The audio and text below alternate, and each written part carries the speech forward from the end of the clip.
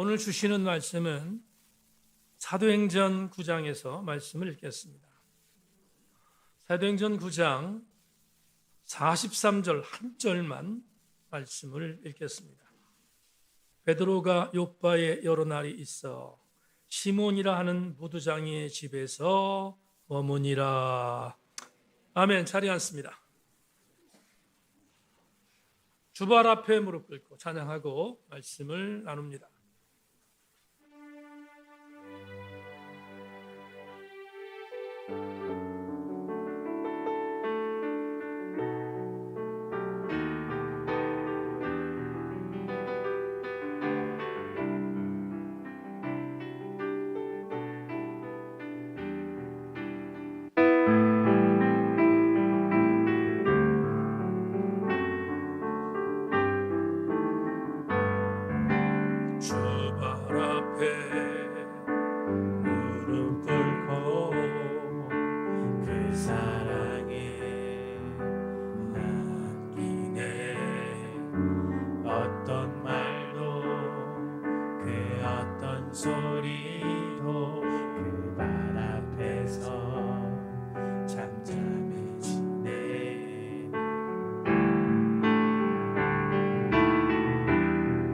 주 나의 사랑 그 발 앞에 앉아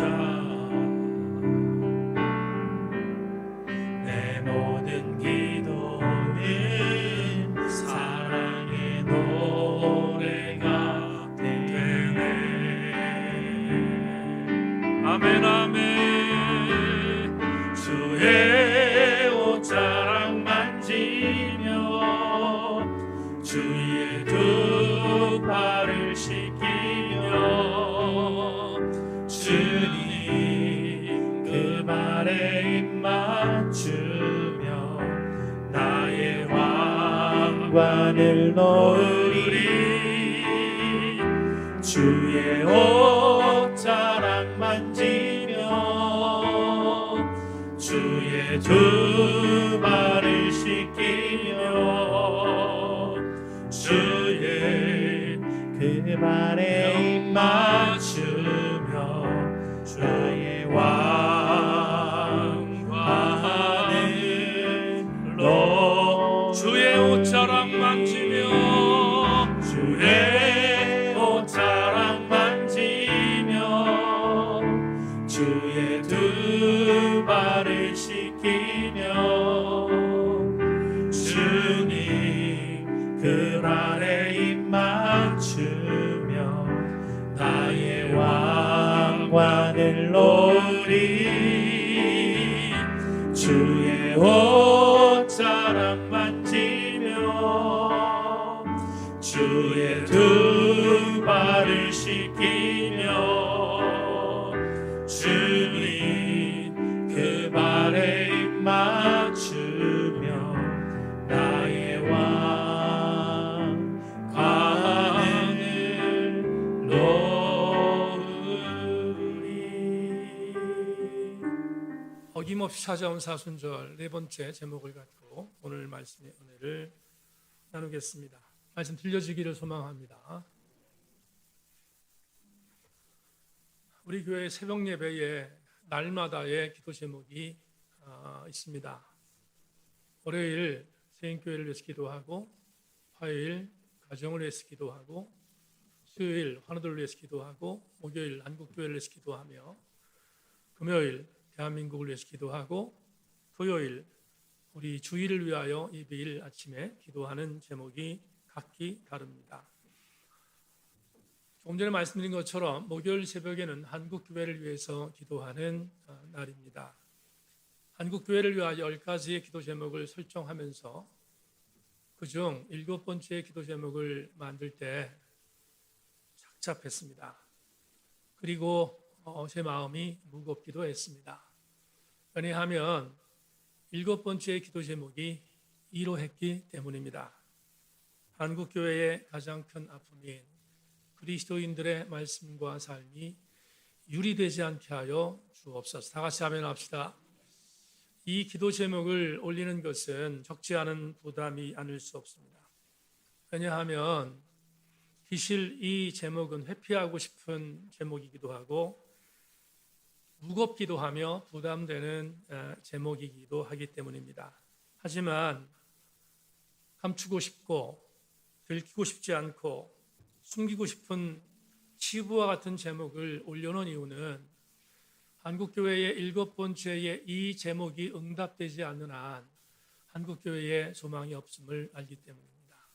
그래서 아프지만 7번째의 제목을 기도하는 이유는 저와 여러분들이 반드시 이 기도에 동참해야 하기 때문입니다.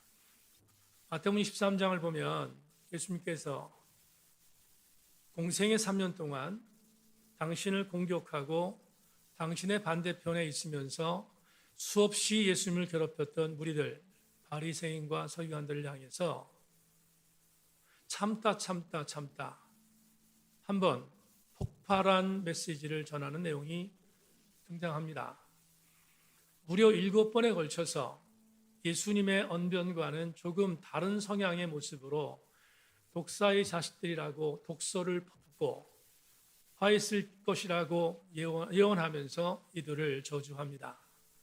그 7번에 걸친 마태복음 23장의 저주 메시지 중에 첫 번째 메시지를 여러분 주목해 주기를 바랍니다. 마태복음 23장 2절로 3절에 이렇게 기록되어 있습니다. 서기관들과 바리새인들이 모세의 자리에 앉았으니 그러므로 무엇이든지 그들이 말하는 바는 행하고 지키되 그들이 하는 행위는 본받지 말라. 그들은 말만 하고 행하지 아니하며 라고 기록되어 있습니다. 이 구절을 주목할 이유는 분명히 예수님께서 독서를 퍼부었던 종교 지도자들이었던 바리새인과 서기관을 향해서 독서를 퍼부었지만 눈여겨보아야 할 것이 있습니다. 이렇게 말씀하셨습니다. 저들이 모세의 자리를 꿰차고 앉아있지만 그래서 화가 임할 것이지만 저들이 말했던 말을 지켜라 이렇게 말합니다. 여러분 예수님을 공격했던 무리들의 말을 뭐 주님이 좋다고 지키라고 하겠습니까? 그런데 분명히 성경에 기록되어 있기를 저들의 말은 지켜야 한다라고 권하고 있습니다. 저들의 말을 지키라고 하는 그 말이 뭐길래 주님이 말을 지키라고 했을까? 말할 것도 없이 바리새인과 서기관들이 전했던 말은 모세의 율법입니다. 하나님의 율례이겠지요. 그리고 하나님의 율례를 지키는 것은 아무리 저들이 미워도 저들의 말 중에 하나님의 말씀을 지키라는 권고일 것입니다. 다만 저들은 말만 하고 행하지 않았기 때문에 행하지 않는 삶은 본받지 말라고 주님 말씀하고 있습니다. 한국교회를 위하여 7번째 기도 제목에 접목할 수 있습니다. 말과 삶이 다른 저들의 말 중에서 삶을 본받지 말라는 의미를 여러분 다시 한번 각인해야 할 것입니다. 주 1세기에만 해당되는 말씀인가? 그렇지 않습니다. 20세기를 뛰어넘은 주 21세기에 이 말씀은 대단히 유감스럽게 현재 진행형으로 진행되고 있다는 것은 우리에게 아픈 일이 아닐 수 없습니다. 21세기를 살아온 한국교회의 수많은 교회의 지도자들과 성도들 역시 말과 삶이 하나 되지 않아 이원론적인 부분에 있어서 이분화된 유리된 말씀으로 인하여 한국교회가 어려움을 당하고 있음을 우리는 인정하기에 오늘 이 말씀을 우리는 주목해야 할 것입니다. 오늘 여러분은 사순절 4번째 주일을 맞이해서 예배하러 나왔습니다. 종은 사순절 4번째 주일을 맞이할 말씀을 준비했습니다. 도대체 사순절 4번째 주일 우리가 각인해야 할 오늘의 영적인 레마는 무엇일까? 오늘 본문을 주로 추적하면서 함께 말씀의 은혜를 나눠볼까 합니다. 여러분에게 읽어드린 오늘 본문은 한 절입니다. 9장 43절 한 절을 읽었습니다. 하지만 이 구절은 9장 32절부터 함께 보아야 하는 구절입니다. 그래서 시간을 절약하기 위하여 마지막 43절을 보았지만 32절부터 42절까지 말씀을 지금부터 여러분에게 부연하며 설명하겠습니다. 집중해 주실 수 있기를 바랍니다. 사진을 하나 보겠습니다. 제가 무선 마이크가 없어서 그냥 설명하겠습니다. 베드로가 오순절 마가다락방에서 성령 충만을 받고 완전히 회심한 뒤에 그는 이런 지역을 돌아다니며 사역했음을 보여주는 그림입니다. 그림에서 보이는 것처럼 오순절 마가다락방이 있었던 예루살렘에서 베드로는 성령 충만을 받았습니다. 그런 뒤에 성령 충만을 받았던 그는 사마리아 지역에 올라가서 사마리아 지역에 성령이 임하는 성도도 있다는 얘기를 듣고 확인하기 위해서 올라갔다가 그곳에서 성령이 임하는 것을 확인하고 다시 예루살렘 본교회로 돌아와서 예루살렘 교회에 있는 성도들에게 보고합니다. 정말 빌립이 전했던 사마리아 지역의 수많은 사람들이 복음을 받아들이고 성령을 받았다라는 것을 보고한 베드로는 곧바로 이번에는 사마리아 지역에서 예루살렘으로 귀환했던 베드로는 보시는 그림처럼 룻다를 향해서 올라갑니다. 룻다는 예루살렘에서 멀지 않은 서쪽에 있는 지역입니다. 룻다에 올라갔던 이 베드로의 사역이 무엇이었는가? 그림됐습니다. 룻다에 올라갔던 베드로는 룻다에서 예수 믿는 사람들을 위하여 격려하기 위하여 올라갔다고 오늘 32절이 우리에게 제시하고 있습니다. 그렇다면 우리가 한 가지 추론할 것이 있는데 룻다에 예수 믿는 사람 그들은 과연 누구였을까? 해석하는데 어렵지 않습니다. 조금 전에 우리 그림을 통해서 봤지만 빌립 집사는 초대교회 7 집사 중에 한 명이었지 않습니까? 그런데 이 빌립이라는 집사는 히브리파 그리스도인이 아니었습니다. 빌립은 헬라파 그리스도인이었습니다. 헬라파 그리스도인이라는 것은 여러분 디아스포라 유대인들이 예루살렘이 아닌 다른 곳에 살다가 예루살렘에 성령이 임할 때 와서 성령을 받은 그 사람들이 회심하고 예수 믿게 된 사람들 중에 헬라적 사람들이 있었습니다. 아시는 것처럼 예루살렘 교회에 과부 문제로 분열의 위기가 있자 예루살렘 교회를 사수했던 히브리파 지도자들을 제외한 헬라파 지도자들 7명을 선택했습니다. 그 지도자들이 바로 7 집사입니다. 그 중에 한 명이 빌립인데 빌립은 사마리아 올라가서 복음을 증거했습니다. 거기에 성령의 강력한 은혜가 임해서 많은 사람들이 세례를 받았습니다. 세례를 받았는데 그 세례를 받은 것이 예루살렘 교회는 곱게 여겨질 리 없습니다. 왜냐하면 이방 땅이었기 때문입니다. 베드로를 파송했습니다. 베드로 가서 보니 진짜로 빌립이 복음을 전했고 받은 사람들이 세례를 받았는데 성령을 받지 못해서 그가 안수할 때 성령이 임했다는 사실을 우리는 사도행전 8장에서 보게 됩니다.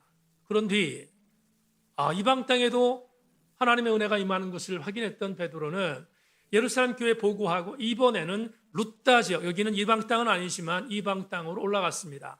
룻다 지역으로 올라갔습니다. 룻다에는 예수 믿는 사람이 있다고 했습니다.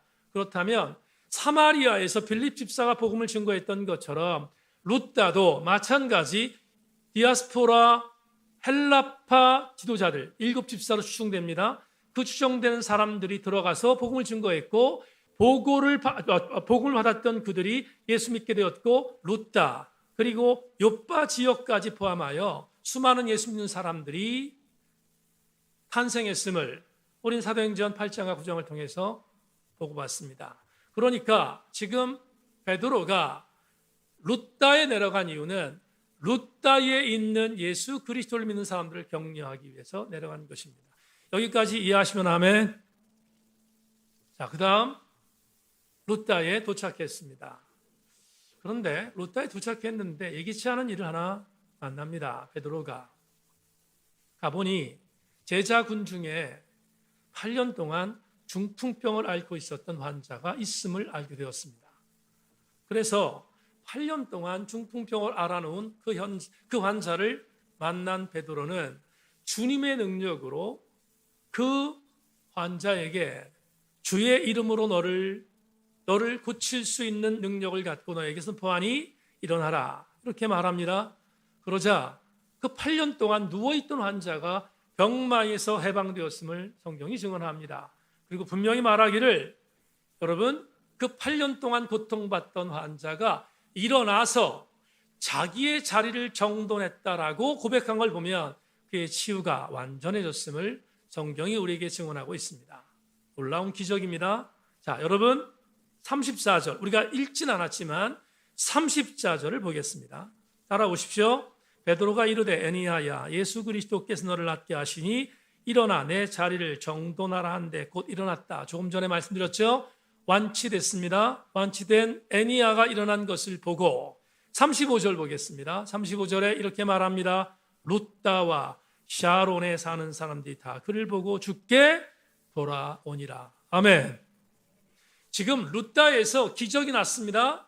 일어났습니다. 8년 만에 환자가 일어났습니다. 그런데 루다 지역은 물론이거니와 루다에서 별로 멀지 않았던 샤론이라는 지방까지 성읍까지 이 소식이 들렸고 그리고 거기에 있었던 사람들이 주께로 돌아왔다고 본문이 보고하고 있습니다. 그러면 얼마나 루다와 샤론에 엄청난 일이 일어났는지를 우리는 충분히 짐작할 수 있습니다. 그림 다시 한번 볼까요? 루다 옆에 뭐가 있습니까? 욥바가 있습니다. 자, 이제 베드로는 루다에서 사역을 감당한 뒤 어디로 동선을 옮겼는가 하면 욥바로 갔습니다. 욥바는 여러분 보이는 것처럼 서북 쪽에 있는 항구 도시입니다. 저 욥바는 무역상들이 왔다 갔다 하는 부유한 도시였습니다. 그래서 저기는 상당히 많은 옷감들이 있었고요. 그리고 굉장히 많은 무역이 이루어졌던 장소가 욥바입니다. 자, 그림 됐습니다. 욥바로 내려갔습니다. 루다에서 약 18km 정도 떨어져 있는 장소입니다. 욥바로 내려갔는데 그냥 내려간 것이 아닙니다. 조금 전에 루다에서 있었던 일이 뭐였어요? 8년 동안 앓았던 병자가 고침받은 것을 알았던 그 소문이 욥바까지 들렸습니다. 욥바에 있었던 제자들이 베드로에게 욥바로 내려와 주십시오라고 신방 요청합니다. 신방 요청한 이유가 뭔가? 이유가 있습니다. 여러분 욥바에는 걸출한 여제자가 있었습니다. 그 여자의 이름은 다비다입니다. 헬라식 이름으로 도르가, 암사슴이라는 이름을 갖고 있는 제자였습니다. 그런데 이 다비다, 도르가라는 여제자는 어떤 일을 했는가 하면 욥바 지역에서 예수 그리스도의 이름으로 선행과 구제를 일삼던 선한 영향력을 제시하던 여제자였습니다. 그러니 당연히 욥바 지역에서 다비다는 상당히 많은 사람들에게 인정받는 여인이었을 것입니다. 속옷도 주고 겉옷까지 줍니다. 그래서 부족한 것들을 채워줬던 다비다는 욥바 지역에 선한 영향력을 제시하던 여제자였음을 재론의 여지가 없습니다. 그런데 다비다가 죽었습니다. 그렇게 선한 영향력을 제시하던 다비다가 죽었습니다. 얼마나 엄청난 충격이었을지 우리는 짐작할 수 있습니다. 그러자 욥바에 살던 다비다의 은혜를 받았던 수많은 지인들이 다비다를 염합니다. 닦았습니다. 그의 시신을 닦았습니다. 그런 뒤에 그의 시신을 2층이라고 하는 다락방에 모셨다고 성경은 말합니다. 그 집은 아마도 다비다의 집으로 여겨집니다. 다비다의 집으로 여겨지는 그 집이 2층 구조였는데 2층에 시신을 옮겨놓았다 이렇게 말합니다. 보통 이스라엘 가옥 구조 중에서 1층은 사람들이 거주하는 곳이고 2층은 다른 장소입니다. 어떤 잠을 자는 장소인데 그런데 여러분들이 오늘 읽지는 않았지만 2층 다락방에다가 시신을 옮겼다 이렇게 말하고 있는데 그 다락방이라는 단어가 휘페론입니다. 휘페론이라는 단어는 다락방이라는 말로 번역한 게 적절합니다. 그럼 왜 이 다비다를 2층에 안치했을까? 1층에 사람들의 왕래가 있는 것이라면 1층이 훨씬 더 안락했을 터인데 왜 2층에 모셨을까? 이유가 있습니다. 여러분, 이스라엘 백성들은 2층이라는 이 다락방 휘페론을 단지 잠을 자는 장소로 여기지 않았습니다. 이 장소를 특별한 영적인 장소라고 여깁니다. 왜 특별한 영적인 장소로 여겼는가? 이스라엘의 전승 때문입니다. 예를 들자면 엘리야가 사역했을 때 엘리야를 도왔던 사르밧 지역에 과부가 있습니다. 근데 그 과부의 아들이 죽었습니다. 얼마나 슬펐겠습니까? 과부의 아들이 죽었으니 얼마나 슬펐겠습니까? 엘리야를 청합니다. 엘리야가 사르밧 과부의 아들을 다락으로 데리고 올라갑니다. 다락에서 그 아들을 살립니다. 남의 얘기라도 아멘하기를 바랍니다. 살렸습니다. 그 장소가 어딘가? 휘페론, 다락이었습니다. 엘리야의 뒤를 이어서 엘리사가 리더십을 이어받았습니다. 공교롭게 엘리사가 사역할 때 엘리사를 도왔던 여인이 한 명 있습니다. 수넴 지역의 여인입니다. 그런데 그 수넴 주의 여인도 늙음하게 아들을 낳았는데 아들이 갑자기 죽어버립니다. 그러자 엘리사를 신방 요청했습니다. 엘리사가 수넴에 와서 아들이 죽은 것을 확인했습니다. 그런 뒤에 그의 스승이었던 엘리야가 했던 것처럼 엘리사는 죽은 수넴 여인의 아들을 다락방으로 데리고 올라갑니다. 다락방으로 데리고 올라가서 그에게 숨을 집어넣고 그 아들을 살렸음을 성경이 우리에게 증언합니다. 잘 기억하십시다. 엘리야도 다락방에서, 엘리사도 다락방에서 죽은 아들을 살린 전승이 있습니다. 그러니까 이스라엘 백성들은 다락방을 영적인 장소로 여길 수밖에 없습니다. 고향만 그런가? 그렇지 않습니다. 신약으로 넘어옵시다. 예수께서 이 땅에 오셨습니다. 오셔서 고난주간을 보내십니다. 목요일 날 제자들 발을 닦았습니다. 성찬을 하셨습니다. 그날은 죽었다 살아날 것이라고 말합니다. 하나님 나라의 비밀을 알리셨고 그리고 구속사의 완성을 이루기 위한 그림표를 알려주셨습니다. 그 장소가 어디였습니까? 다락방이었습니다. 어디 그뿐인가? 오순절 날이 임했습니다. 주님이 제자들에게 너 예루살렘 떠나지 말고 내가 너에게 보내줄 성령을 기다려라 말씀하셨습니다. 그리고 난 뒤에 50일이 됐습니다. 50일 되는 어느 날 오순절 날 120명의 문도가 모여서 기도하던 그 장소에 성령이 임했습니다. 성령이 임한 그 장소 성경은 휘페론 다락이라고 말합니다. 그러면 주목할 게 있습니다. 오늘 사도행전 9장에서 왜 욥바에 있는 다비다에게 은혜를 입었던 자들이 다비다의 시신을 휘페론에 모셨겠습니까? 이유가 뭡니까? 그들은 적어도 다비다의 죽음을 인정하고 싶지 않았을 것입니다. 그리고 지금 루타 지역에서 애니야라는 8년 된 중풍병자를 고친 그 주인공이었던 베드로가 욥바에 와서 이 광경을 보면 베드로를 통하 역사하시는 주님으로 인하여 우리가 사랑했던 다비도가 다시 살아날 것을 믿었기에 휘페론 다락에 오신 겁니다. 성경이 없는 이야기가 아니라 성경을 추론하여 충분히 가능성 있는 이야기를 드리고 있습니다. 다락에 모셨습니다. 베드로가 욥바에 왔습니다. 수많은 사람들이 울고 있습니다.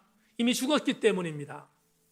그러자 베드로가 죽은 다비다가 모셔져 있는 휘페론으로 올라갑니다.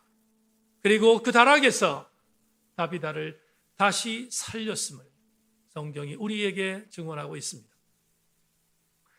다시 살렸음을 성경이 우리에게 증언하고 있습니다. 그렇다면 여러분, 우리는 또 하나의 중요한 영적인 도전을 받게 됩니다. 오늘 본문 42절을 읽진 않았지만 42절을 보겠습니다. 42절 이렇게 기록되어 있습니다. 온 요파 사람이 알고 많은 사람이 주를 믿더라. 여러분, 너무 당연하지 않겠습니까? 주목할 단어가 나옵니다. 온이라는 형용사입니다. 지금 요파 지역에 수많은 사람들이 살고 있었습니다. 그런데 요파의 다비다가 다시 살아났다는 것을 알고 그 소식을 들었던 사람 중에 홀로스, 헬라어 단어 홀로스를 온이라고 번역했는데 온 사람들이 주께로 돌아왔음을 우리에게 보고하고 있습니다. 다시 한번 정리합시다. 여러분, 끝까지 다시 한번 집중합시다. 35절 룻다와 샤론에 사는 사람들이 다 그를 보고 주께로 뭐했다? 돌아왔다. 42절 갑시다. 42절에 이렇게 말합니다. 온 요파 사람들이 요파에 있는 많은 사람, 온 요파 사람이 알고 많은 사람이 주를 믿었다고 말하고 있습니다. 두 가지, 룻다와 요파에 있었던 사건을 우리가 보면 한 가지에 천착할 수 있습니다. 베드로 신드롬입니다. 베드로가 얼만큼 엄청난 영적인 권위를 갖고 그 지역을 성령의 은혜로 강타했을지를 충분히 우리는 추론할 수 있습니다. 베드로의 인기는 청전부지에 올라갔습니다. 베드로의 영적 권위는 어마어마합니다. 여러분, 베드로 옆에 가기만 해도 뭔가 하나님의 은혜를 얻을 것 같은 영적인 권위가 베드로에게 있지 않았겠습니까? 이 정도 되면 옛날에 있었던 생각이 납니다. 우리나라에도 한때 은사운동이 극에 달했던 적이 있습니다. 어떤 이단 공동체에서 중풍병자를 일으키고 병 고치는 일들이 막 일어나고 귀신 쫓아내는 일들이 일어났다는 소문이 들리면 수많은 사람들이 벌떼처럼 몰려갔습니다. 생소하지 않습니다. 한두 군데가 아니었으니까 우리는 충분히 그때 상황을 알고 있습니다. 그때 저 같은 목사는 대단히 유감스러운 것이 있습니다. 그중 상당수가 목회자였습니다. 머리를 들이대미는 사람들이 목회자였습니다. 이해가 안 되는 게 아닙니다. 귀신을 쫓아내고 병든 자가 일어나면 사람들이 모이니까 교회를 부흥시키겠다는 마음을 갖고 그렇게 벌떼처럼 수많은 목회자들이 그쪽에서 머리를 들이대밀었습니다.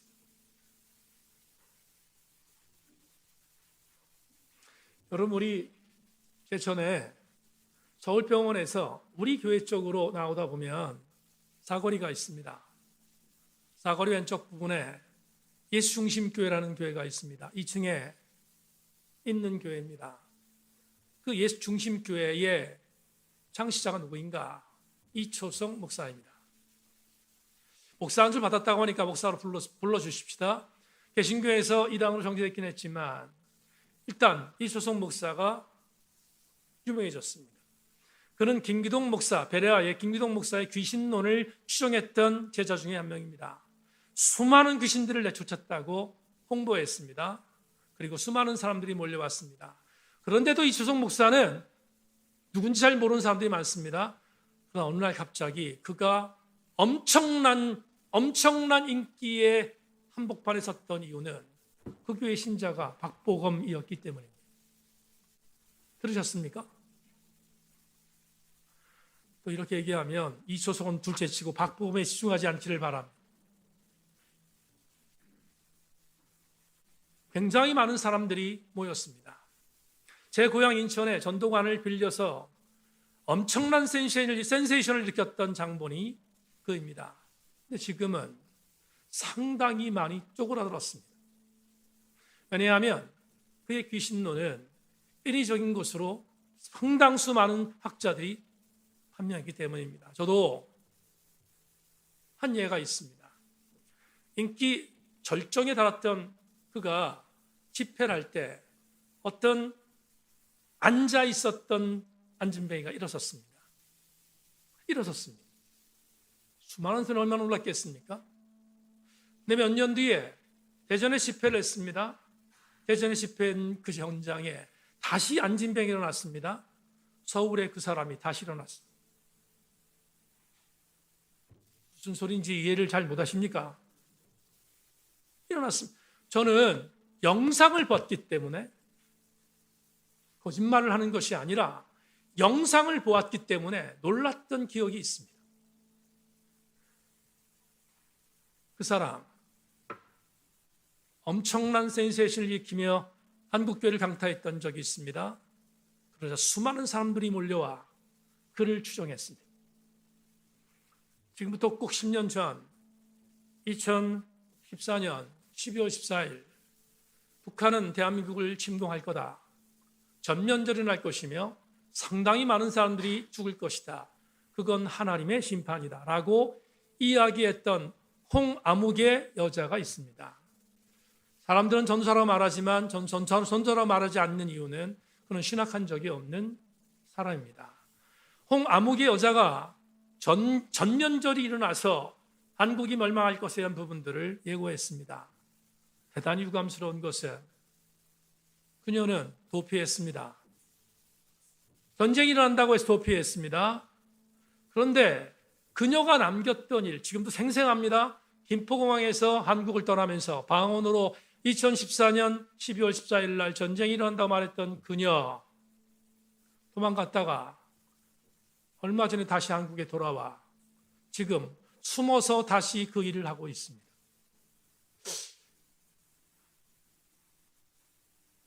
그 여인이 그 예언을 했을 때 상당히 많은 목회자들이 얼굴을 들이댔습니다. 이해를 못하는 것은 아닙니다. 뭔가를 붙들고 싶었기 때문일 것입니다. 오늘 두 사람을 폄훼하기 위하여 이 이야기를 하는 것이 아니라 오늘 본문을 적용하기 위해서입니다. 홍아묵의 여인, 이 아묵의 목사에 그런 신드롬이 있었을 때 한국에 수많은 사람들이 몰렸습니다. 하물며 베드로가 현장에서 8년 된 중풍병자를 이렇게 세웠고 죽었던 다비다를 다시 세운 것을 현장에서 봤던 사람들이 베드로에 대하여 얼마나 엄청난 영적인 권위를 갖고 보았을지 우리는 제로는 여지가 없습니다. 베드로는 생각만 하면 얼마든지 편안한 모습으로 여러 인기를 총동원해서 그는 예수가 가졌던 권위를 갖고 살 수 있었던 능력자였습니다. 그러니 요빠와 다비다 지역에서 베드로에게 우리 집에 오셔서 우리에게 은혜를 달라고 요청했던 사람들이 얼마나 많았겠습니까? 오셔서 부스락이라도 우리에게 달라고 요구했던 요빠와 그리고 유다 지역에 수많은 사람들이 있었을 것은 제로의 여지가 없습니다. 신방 요청, 법물처럼 터졌을 것입니다. 그런데 놀라운 사실은 오늘 여러분 읽어드린 본문 43절 충격입니다. 오늘 본문 43절로 가겠습니다.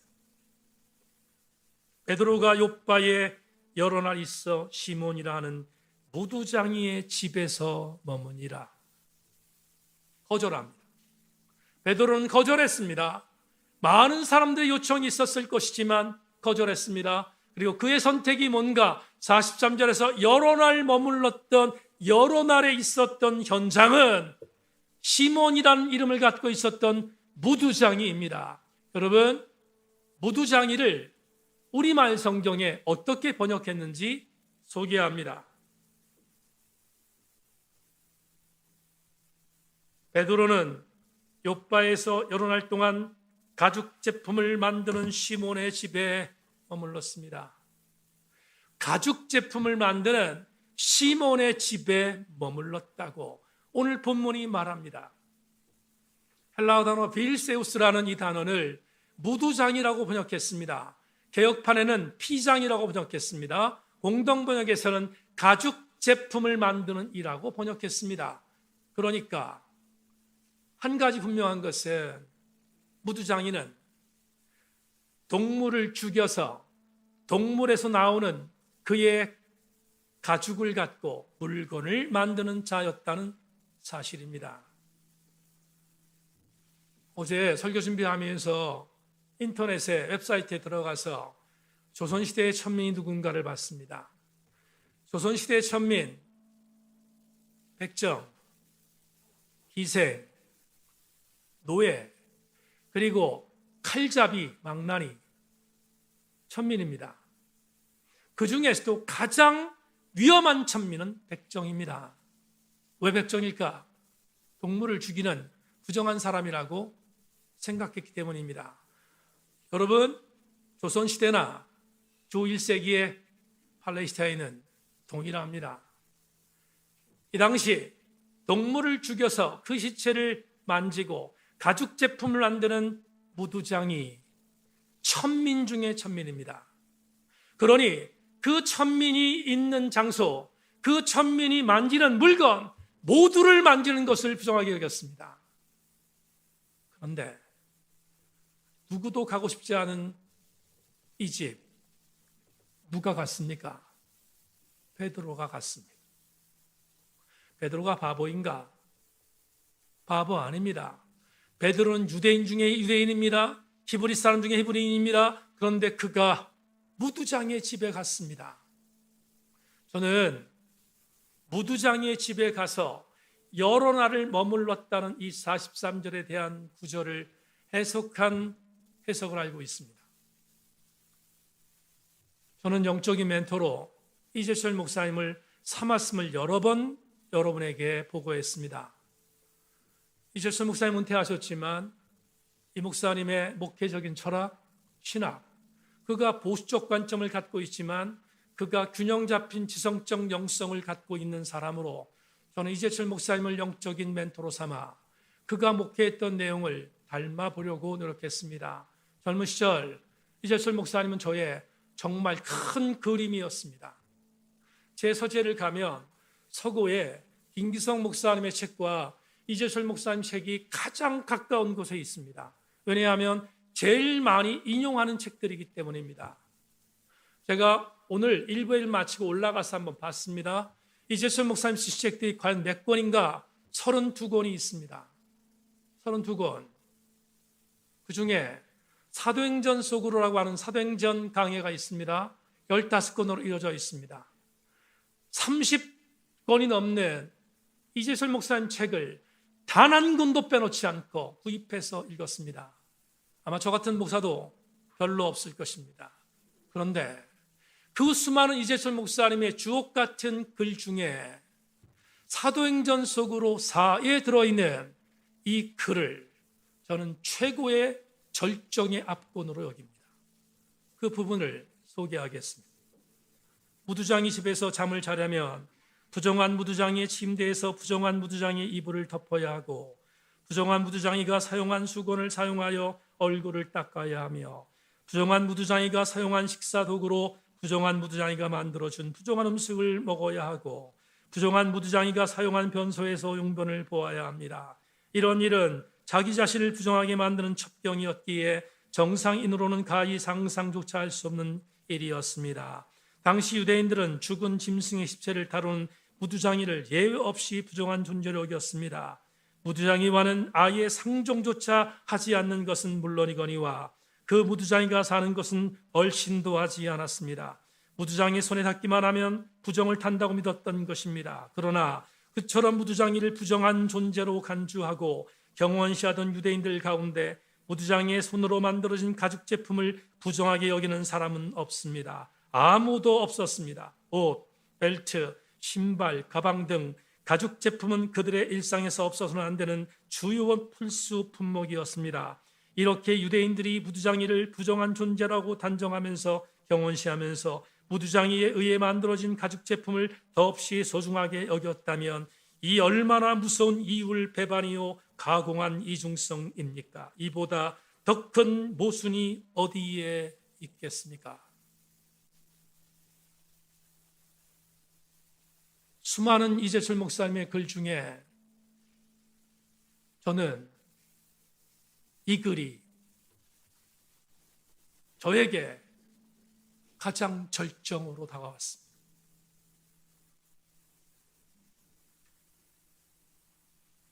이 목사님의 이 글을 읽다가 말과 삶이 유리된 그리스도인들에게 던지는 비수로 받았습니다.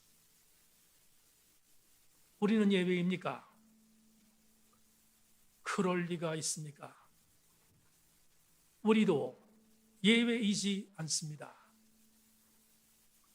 사순절 네 번째 주일을 보내고 있습니다. 도대체 사순절이 어떤 절기입니까? 저와 여러분들이 매년마다 만나는 사순절이 어떤 절기입니까? 이것이 오늘 사순절 네 번째 주일에 맞는 레마입니다. 사순절은 그리스도인으로 살면서도 유리된 발과 삶의 간극을 좁히는 절기입니다.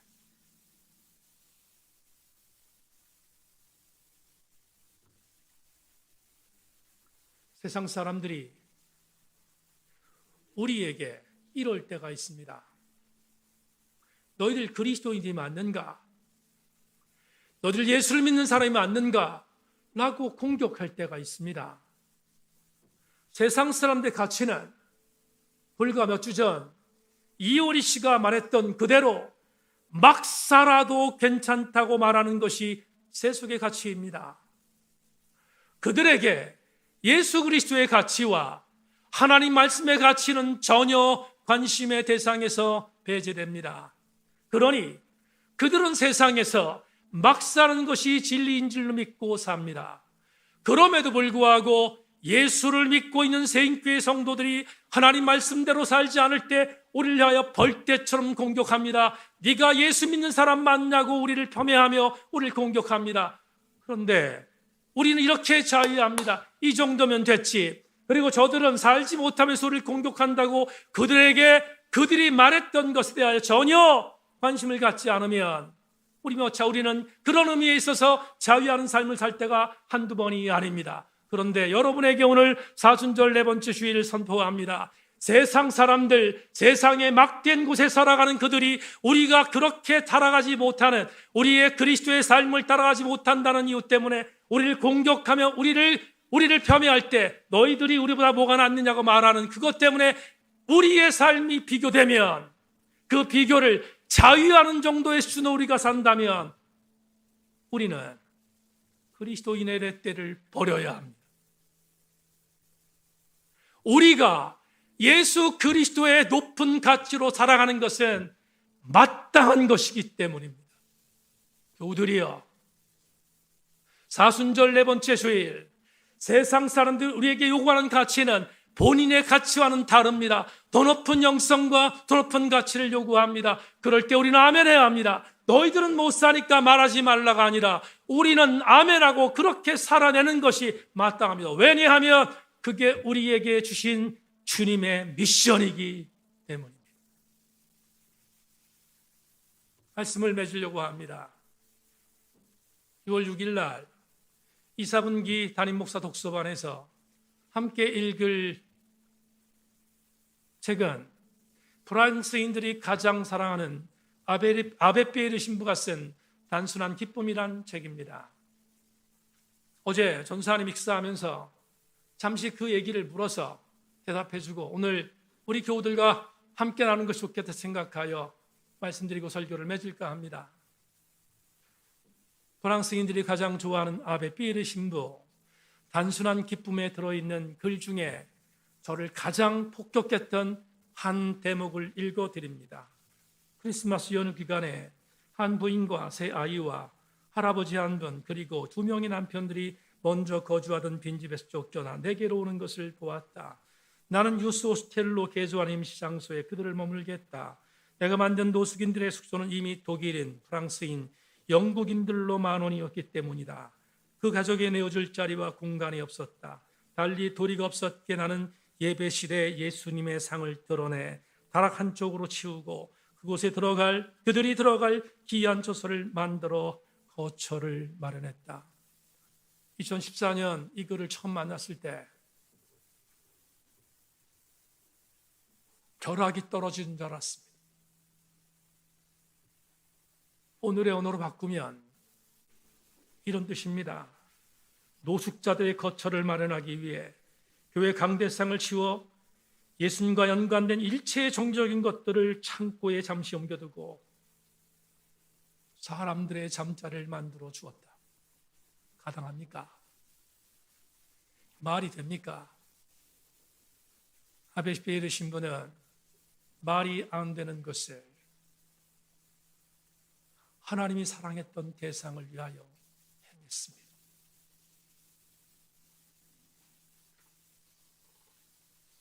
사순절 4번째 주일 예배 나오신 교우 여러분, 명심하고 또 명심하십시다. 주께서 우리에게 가르쳐주셨던 주님께서 가르치신 기도를 우린 매 예배 때마다 고백하지 않습니까? 주기도문의 출처 마태복음 6장 10절에서 이렇게 주님이 가르쳐 주셨습니다. 나라가 임하시오며 뜻이 하늘에서 이루어진 것 같이 땅에서도 이루어지리라. 그냥 생각 없이 지나가면 무감각해집니다. 그러나 이 기도가 얼마나 섬뜩한 기도인지를 알아야 합니다. 하나님의 나라가 하늘에만 있지 않고 이 땅에도 있기를 원한다는 이 고백은 우리의 말과 우리의 삶이 일치되지 않으면 일어나지 않습니다. 김기성 목사는 오래된 새 글이란 책에서 이렇게 말했습니다. 하늘에 계신 아버지는 어디에도 계신다. 성도들이여, 사순절 4번째 주일 방어하지 마십시다. 이강동 목사도 방어하지 않겠습니다. 방어하지 말고 절치부심하며 사순절 4번째 주일 각인하십시다.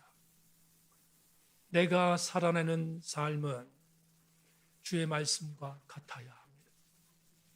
그게 사순절 4번째 주일에 주시는 은혜인 줄로 믿고 이번 한 주간도 말과 삶의 유리된 간극을 줄여가는 우리 교우들 되기를 주의 이름으로 소망합니다.